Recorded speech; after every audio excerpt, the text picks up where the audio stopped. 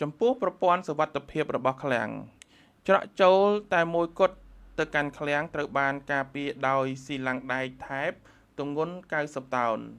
ដែលបង្កប់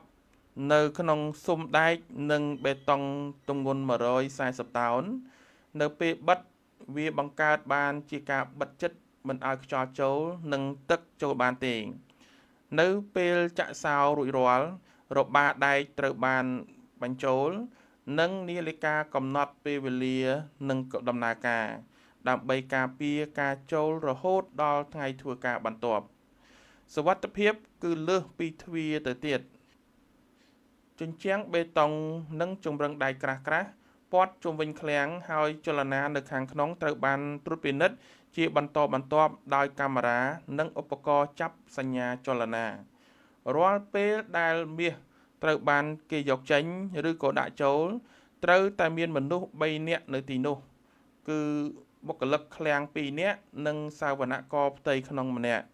សូម្បីតែការថែទាំជាប្រចាំដូចជាការផ្លាស់ប្ដូរអំពូលភ្លើងក៏ទាមទារឲ្យមានក្រុមត្រួតពិនិត្យនេះដែរឃ្លាំងនេះក៏ត្រូវបានការពារដោយប៉ូលីសប្រដាប់អាវុធរបស់ធនាគារកណ្ដាលនិងប្រព័ន្ធសុវត្ថិភាពដ៏ទូលំទូលាយនៃអគារផ្ទាល់ផងដែរ